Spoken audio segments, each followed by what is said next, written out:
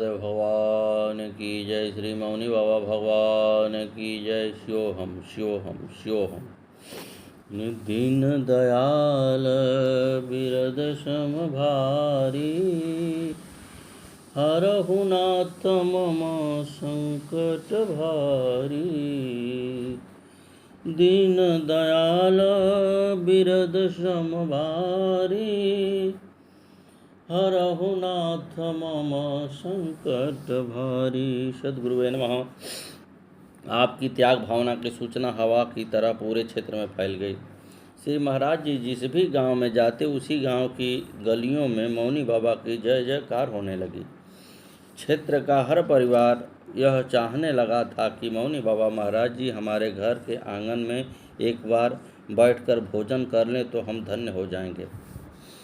मौनी बाबा महाराज के प्रति जन जन के अंतस्थल में भक्ति भाव का सैलाब उमड़ रहा था। महाराज जी ने हर गांव में कीर्तन मंडल बनवा दिए थे और ये मंडल एक दूसरे गांव में जाकर पूरी रात 24 घंटे के कीर्तन का आयोजन करते थे। एक बार महाराज जी गैयनपुर गांव में भ्रमण करते हुए पहुंच गए और आपको लक्ष्मी नाम की एक महिला मिली जिनकी शादी पठुरी गांव में पंडित राम स्वरूप के साथ हुई थी। दुर्भाग्यवश वह विधवा हो चुकी थी और अपने मायके गैयनपुर में अपना जीवन यापन कर रही थी, लेकिन उनके पुत्र पुत्री अपने पैतृक गांव पठुरी में ही रह रहे थे। गैयनपुर की लक्ष्मी देवी ने बाबा से कहा कि मौनी बाबा कभी ससुराल पठुरी खैरपुर की तरफ भी घूम आया करो। तब महाराज जी ने पूछा, पठुरी खैरपुर कहाँ है? लक्ष्मी ने बताया, पठुरी खैरपुर खुर्जा से आगे काली नदी के पास है। वहाँ सूरजपुर, गैयनपुर, मिलिक, भोजपुर इन गांवों की बहुत रिश्तेदारी है। इतना सुनकर महाराज जी ने इन सलेमपुर क्षेत्र में आने के लिए कहा। अरे हाँ, किसी दिन जाएंगे घूमने के लिए। इतना कहकर बाबा सूरजपुर के लिए चले गए। इस प्रकार उठे महाराज जी 1947 से 1957 तक अलीगढ़ के चंदौक क्षेत्र में दूर दूर तक अपने भक्तों को दर्शन देते रहे और दृश्य अदृश्य लीलाओं से लाभान्वित करते रहे। गैयनपुर गांव के पंडित करण सिंह हरकिशन की 2 बेटियों की शादी चित्सौन गांव जनपद बुलंदशहर के पंडित दीनदयाल और उनके भाई के साथ हुई थी, जिनका नाम अमरा और प्रकाशी था। सर्वप्रथम सन 1957 में महाराज जी इन्हीं करण सिंह हरकिशन सिंह के साथ किसी महोत्सव में चित्सौन पंडित दीनदयाल के यहाँ आए थे और 2 दिन रहकर चले गए थे। उसके बाद गैयनपुर के ही पंडित रवि करण के साथ पठुरी के पंडित राम स्वरूप के यहाँ आए। यहाँ पंडित रवि करण की 2 बहनों की शादी पंडित चुन्नी लाल व पंडित राम स्वरूप के साथ हुई थी। रवि करण की कीर्तन मंडली उस कीर्तन मंडली में समता ना के ढोलक वादक थे जो अच्छे वादकों में माने जाते थे और पंडित रवि करण की अच्छे गायकों में गिनती थी। उनके साथ गांव पठुरी में पंडित राम स्वरूप जी ने यहाँ आए और दूसरे दिन पंडित रवि करण के साथ वापस गैयनपुर चले गए। सद्गुरुदेव भगवान की जय। इसके बाद तीसरी बार गुरु जी 1957 के नवंबर दिसंबर महीने में अकेले ही आए। हिंदी महीनों में अगहन पौष का महीना था। भयंकर सर्दी पड़ रही थी। कोहरा से सूर्य कभी कभी दिखता था। एक दिन उस कोहरे में एक रहट के कुआं पर बैठे हुए थे और सेवदौन सिंह पठुरी वाले ने आपको देखा और आपसे विनती की कि आप घर चलें। बहुत विनती करने के बाद गुरुजी सौदान सिंह के साथ उनके घर आ गए और रात्रि में सौदान सिंह के घर पर ही निवास किया और सुबह भोर में कोहरे में ही उठकर गैयनपुर चले गए। इस प्रकार गुरुजी 10वें 15वें दिन कभी पठुरी कभी चित्सौन घूमने आते और चले जाते। इसी प्रकार आते जाते सन 1958 में व्यतीत हो गया। कुछ समय अब शैवदान सिंह के पारिवारिक सुमेरा सिंह की झोपड़ी में भी रहे, जो गांव के बाहर बनी हुई थी। उसके बाद आपने पठुरी गांव के पंडित राम स्वरूप के खेत में छप्पर डालकर कुटी बनाई, जो पठुरी गांव के उत्तर पूर्व कोण में सरकारी नलकूप की नाली के पास थी, तथा यह कुटी 1959-60 में बनी थी। और महाराज जी 2 वर्ष इस कुटी में रहकर सलेमपुर, सूरजवाड़ी, मौड़ी, चितसौन, झटपुरा, खैरपुर, कैलावन, बनवारीपुर, घुघरावली आदि गांव में भ्रमण करते रहे। आपका 5 किलोमीटर में से 10 किलोमीटर का भ्रमण नित्य प्रतिदिन दिनचर्या का हिस्सा था। आप अगर सर्दी के मौसम में 4 बजे भ्रमण को निकलते तो ग्रीष्म ऋतु में दिन की भीषण गर्मी में 11 से 2 बजे के समय में अवश्य घूमते थे। आपकी क्रिया में सर्दी गर्मी का कोई महत्व नहीं था। कोई भी मौसम उनकी दिनचर्या में व्यवधान नहीं डाल सकता था।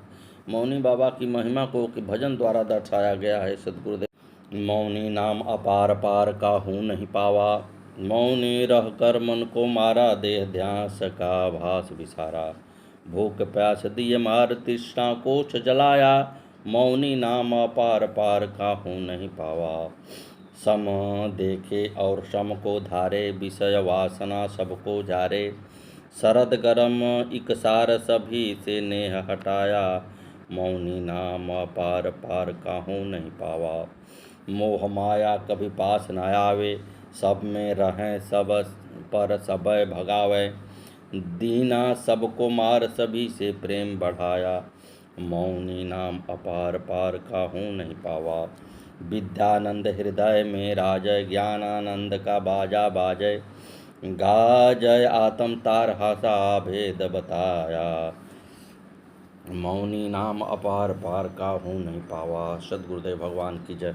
एक दिन की बात है, आप कुटिया से भ्रमण करने चले। घूमते फिरते आप सूरजवाली गांव में पहुंच गए। सूरजवाली ब्राह्मणों की बस्ती है। गांव में कई प्रतिष्ठित परिवार निवास करते थे और आज भी हैं।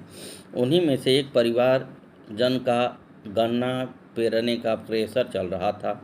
मालिक क्रेशर पर ही बैठे थे। उन्होंने महाप्रभु को एक साधारण मनुष्य समझकर पुकारा और अपमानजनक शब्द बोलकर गुरु जी को गन्ने लगाने के लिए क्रेशर पर बिठा दिया और शांत चित्त गुरुदेव गन्ना लगाने लगे। लगभग 1-2 घंटे बाद मालिक चले गए तो उनके एक निजी नौकर ने विनती करके गुरु जी को गन्ने लगाने के स्थान से हटाया और महाराज जी वहाँ से चले गए। काफ़ी समय बाद सूरजवाली का एक गरीब घराने का एक भक्त मौड़ी कुटिया पर आने लगा और उसके आग्रह करने पर उनके घर पर कीर्तन करने के लिए गए और फिर कभी उस गांव में नहीं गए। इस प्रकार समय का चक्र चलता रहा, समय गुजरता रहा। इस समय में पठुरी में मास्टर ईश्वरी प्रसाद व पंडित गोवर्धन ने महाराज जी के साथ अपने भक्ति भाव से काफ़ी नज़दीक बना ली थी और बाबा मास्टर जी के यहाँ कई दिन रुक जाते थे और कभी कुटिया पर चले आते। महाराज भ्रमण करते समय या अन्य समय में किसी के भी यहाँ भोजन पान लेते थे। उनके अंदर जाति पाति ऊंच नीच का भाव भी नहीं था और एक दिन राग द्वेष भरा विवाद लोगों ने महाराज जी के सामने कर दिया, जिसके परिणाम स्वरूप आपने उस स्थान को छोड़कर 1963-64 में खैरपुर पठुरी खैरपुर के बीच पटपरन